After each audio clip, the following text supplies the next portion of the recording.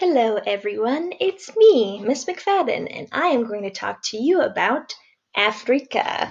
We're going to finish up today with West Africa, Central Africa, and South Africa.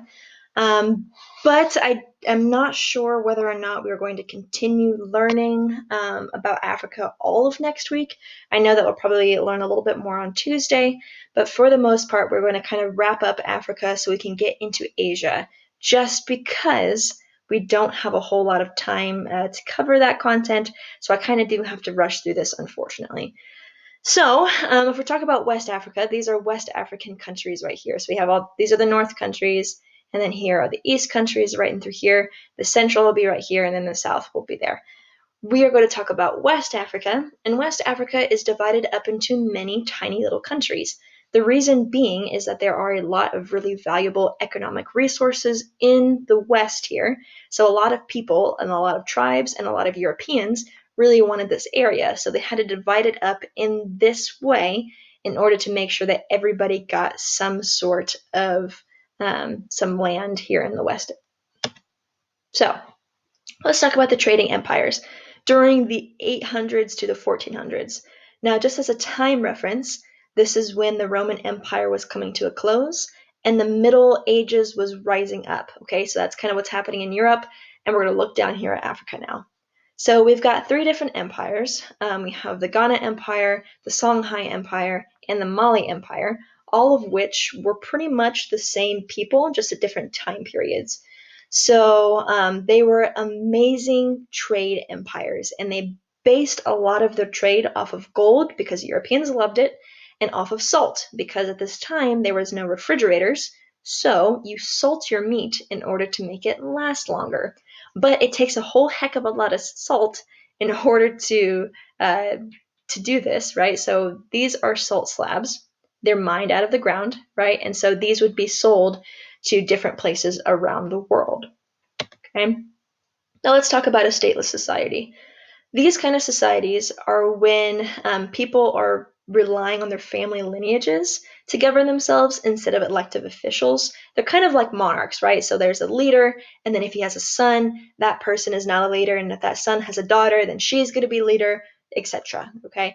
There were the Bantu peoples who were just like this, and we'll talk a little bit more about the Bantu people because they go from West Africa into Central and into South.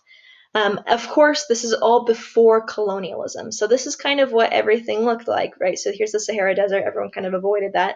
But all of these different empires were like this, okay? They weren't divided up into these tiny little countries. But when the Europeans came along, they decided to divide it up that way, which caused a lot of issues, which we'll talk about later. But first, we're going to talk about Mansa Musa. Mansa Musa was born in 1280 and he lived up until 1337. So he was the 10th Mansa, or the emperor, of the Mali Empire. He reigned from 1312 to 1327 in Western Africa. So he had this giant empire that kind of like went through all these different countries here. And the reason why his empire was so important is because when Europeans were coming down and they had to go through Africa, they didn't want to go through the Mediterranean Sea and have to go through the Sahara Desert, right? That's a terrible way to do it. So instead, they'd come all the way around and then they would enter through here. So if all the trade is going through your empire, you're going to be pretty rich, especially when you have all the salt and all the gold. So they really don't want to go much further into Africa. So they just kind of stay here in your empire and then they go back home. So he builds a ton of wealth from this, from the gold and salt mines. The Mali Empire was located, like I said, along an important trade route through Africa. So they were able to tax all the people who came through their region and made a ton of money off of this.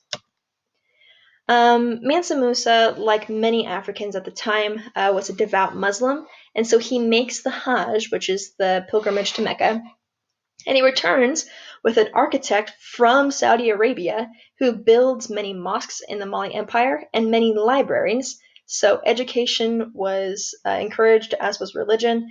This allowed a lot of advancements to happen in the Mali Empire, which is why West Africa is still more advanced than other parts of it.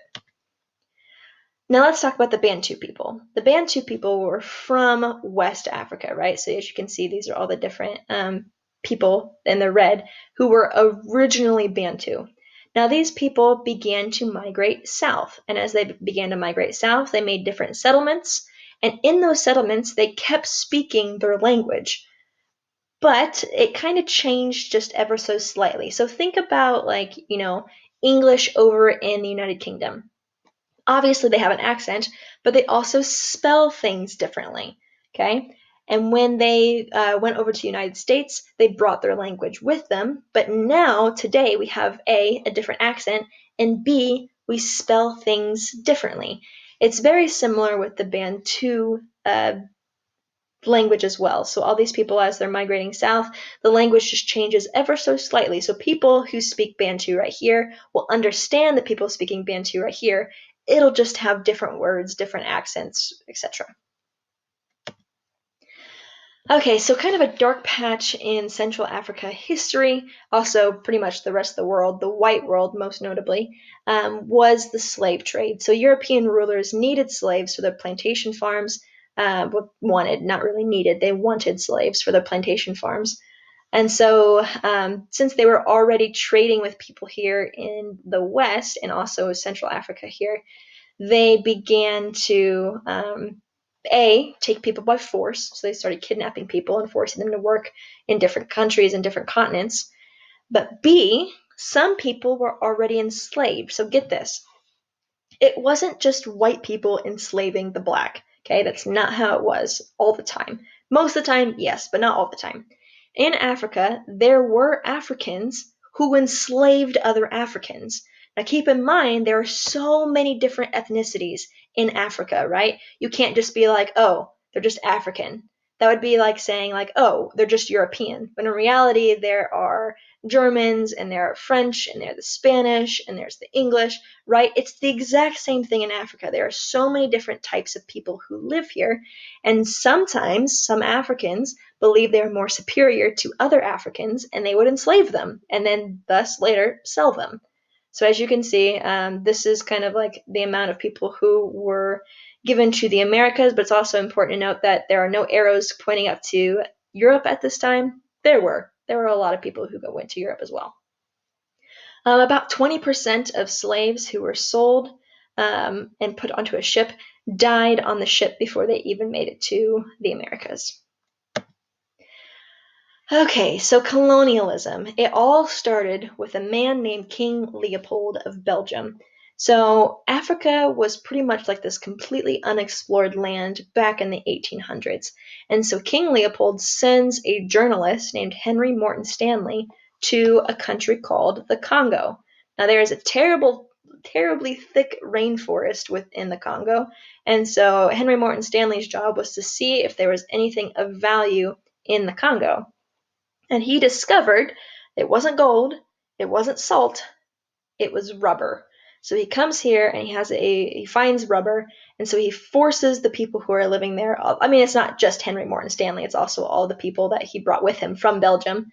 They force these people who are living in the Congo already to harvest rubber, and there's all sorts of atrocities that happen. They kill young children, they kill men and women for not getting the amount of rubber that they should have for the day.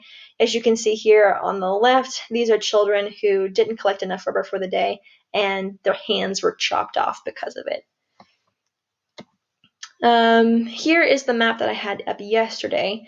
This is just a map of colonialism. This is actually by the time that World War II had officially ended. This is what the map of Africa had looked like and who owned it at the time.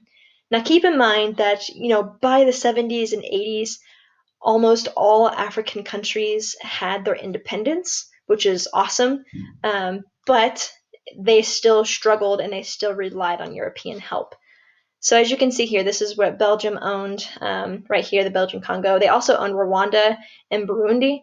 Rwanda, keep that in mind. We're going to talk about Rwanda here in just a hot second. So keep that in mind of where that is. So it's right here in Central Africa. It's right next to the Belgian Congo right there, okay? Let's move on. So the effects of colonialism, I want to say that there were some benefits, and I wish I could find some, but really the only benefits were those of like European benefits. So the Europeans were getting tea, and they were getting salt and gold and rubber and all these great resources, but really like it wasn't benefiting African countries whatsoever. There are a lot of centralized governments with lots of corruption, so the government was really, really rich, and the people who lived in the country were really, really poor, which caused a lot of tension, a lot of issues. There were also no regard for tribal boundaries. So let's say that there are like 5 tribes living in Nigeria, and none of those tribes get along with one another. Obviously, it's not going to make for a very peaceful country. Okay?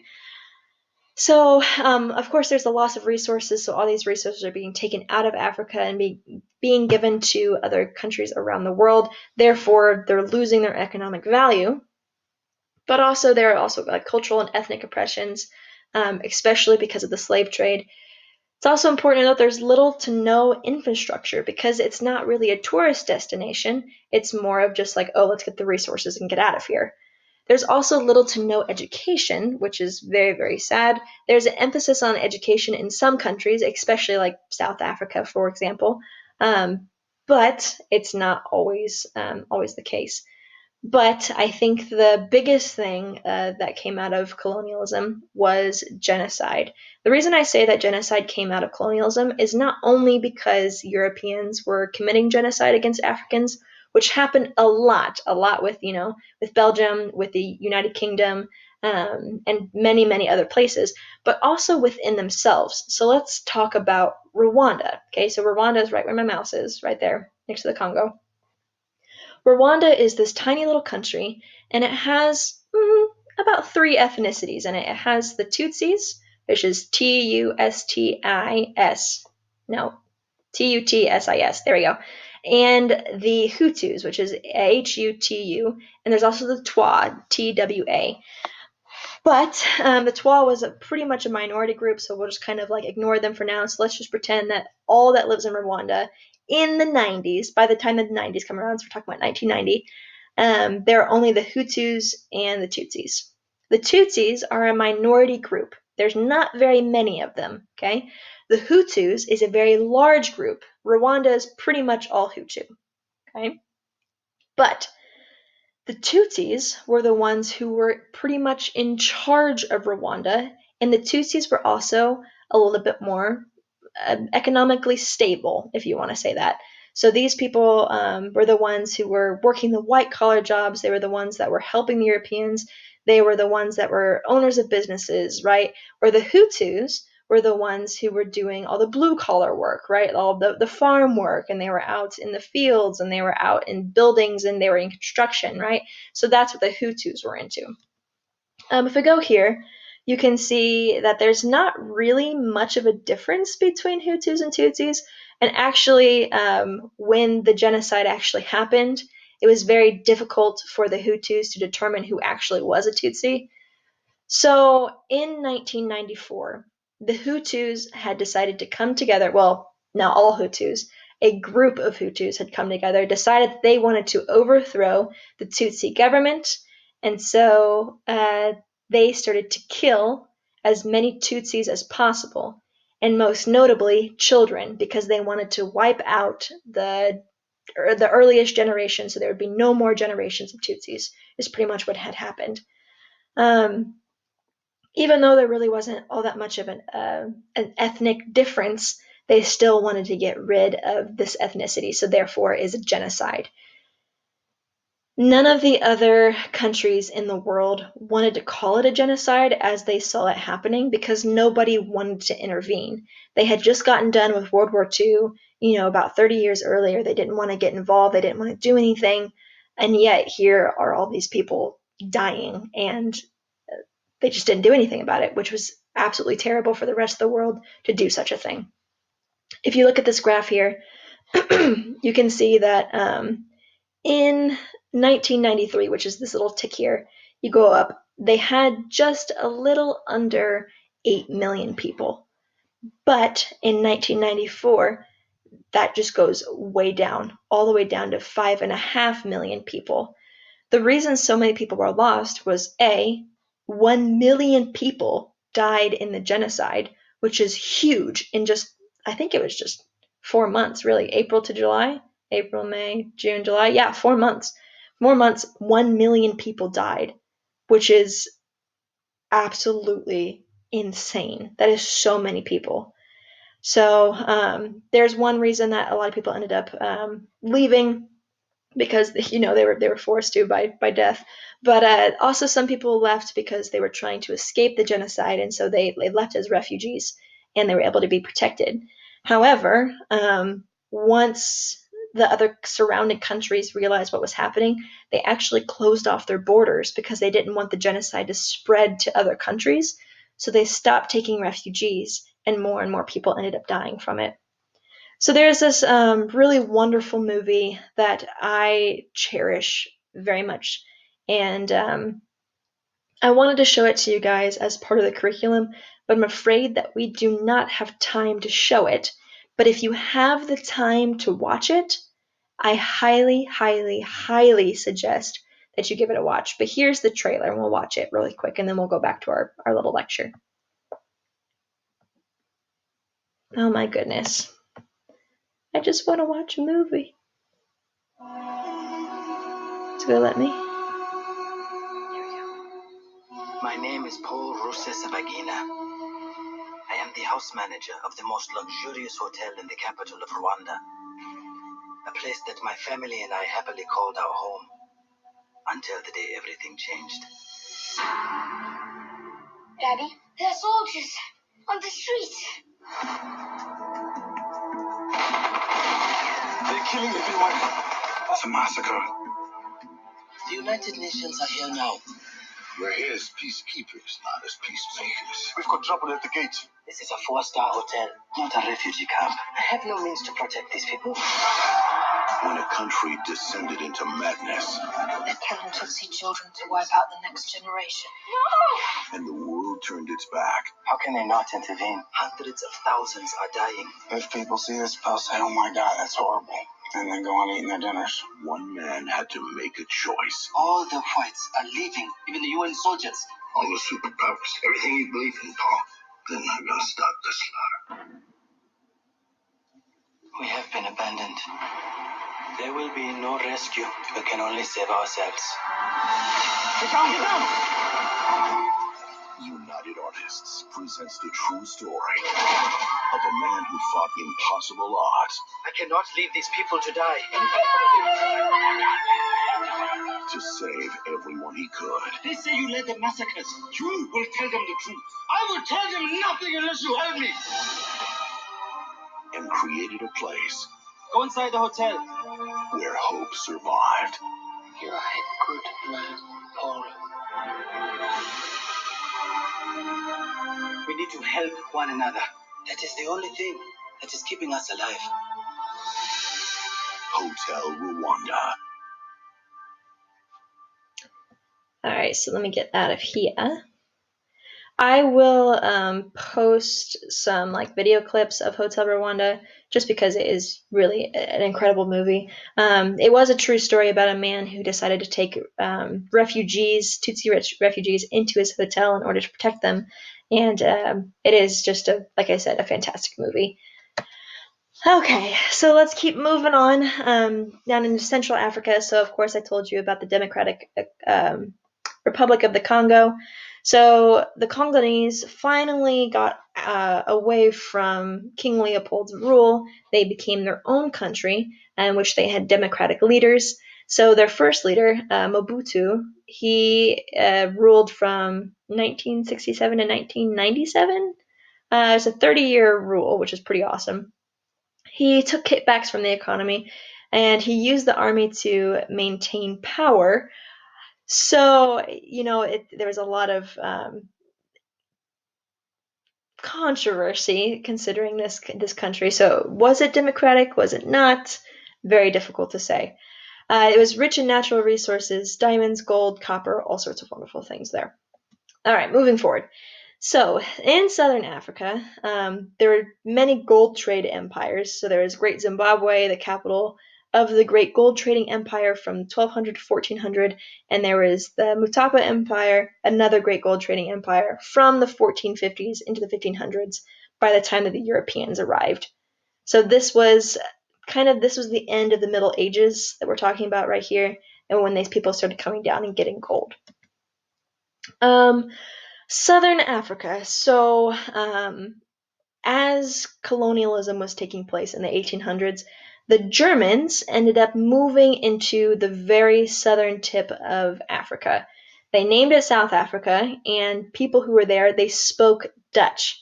And their descendants, people who continued to live there, the whites who continued to live there, were known as the Afrikaners, which is just Dutch for African. Their language is also called Afrikaan, which is simply the language is African, right? That's what it means. So kind of racist, but yeah. So as these people continue to live here, they formed this thing called the apartheid.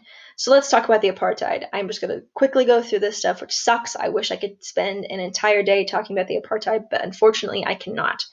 So apartheid means separateness in Afrikaans. Okay, so it begins in the colonial time. So as these different Dutch people start coming in and they start taking over this country, they begin to form this idea that Europeans, the whites, are better than the blacks. And they make this national party called the apartheid. And it's this government in South Africa between 1948 and the early 1990s. So the official policy was introduced after the 1948 general election. And so they began to segregate the country. So they started to split up the country between whites, colored, and Indian, is kind of what they said. Okay, so those are the racial groups.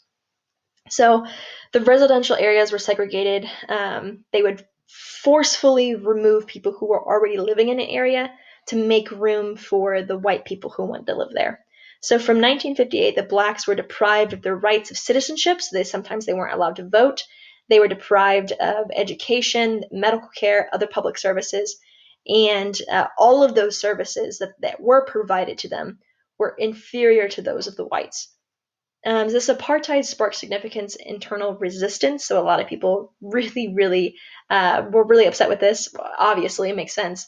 And so there are many different uprisings and protests, and it becomes more and more violent, very violent, but not just on the protester side, so all these people who are protesting the apartheid, but also on the apartheid side. So these white leaders, noticing there is like this violent uprising, suppressed it with violence. Until 1994, Nelson Mandela becomes president. He's the first black South African president, and he helps bring the apartheid to an end. Okay, so Southern Africa is the apartheid, as you can see here. South Africa's policy of complete separation of the races banned social conduct between blacks and whites, and it was very violent, as you can see. So Nelson Mandela, he emerged as one of the leaders of the African National Congress, and he leads this struggle to end the apartheid, but he continues to be forgiving, even though he was jailed by the apartheid. So he was actually at a rally. He was not at a violent rally, but he was arrested by the apartheid and he was imprisoned, like I said, for 27 years. But once he is released, he is later elected president, and people absolutely love him. But here's the thing about Nelson Mandela is that it wasn't like he was trying to give all the power to the blacks. He also gave power to whites as well. He kept all of the government officials who were part of the apartheid, he kept them in their office. They were allowed to continue being in their office. And really, he was just this fantastic, amazing, peaceful man. And he brings South Africa together. Again, there is another movie that I wish I could show you guys, which kind of talks about issues with the apartheid, but also issues after Nelson Mandela was elected president. It's called Invictus, which is after my favorite poem. And as you can see here, Nelson Mandela is portrayed by Morgan Freeman. So let me go ahead and show you this trailer here, and then we will be done for the day. So here we go.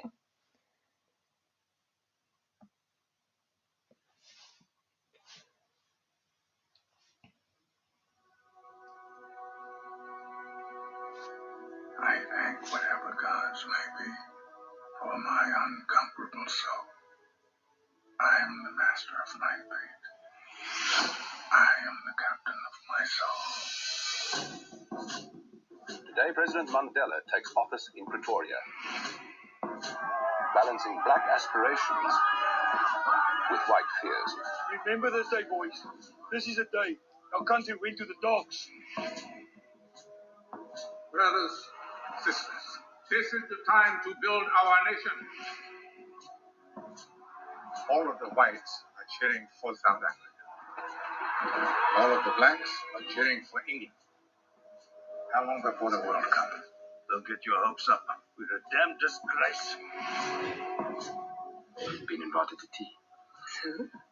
President. Tell me, Francois, how do we inspire ourselves to greatness when nothing less will do? How do we inspire everyone around us? What? I think he wants us to win the World Cup. This rugby is a political calculation. It is a human calculation.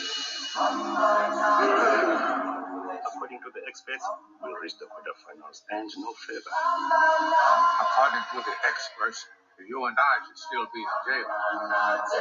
Times change. And we need to change as well. We become more than just a rugby team. Did you ever imagine this? How could I? Do you hear? Listen to your country. This is it. This is our destiny.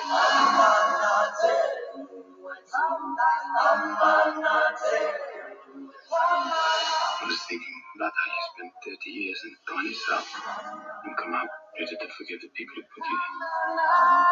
I am the master of Night Fate. I am the captain of my soul.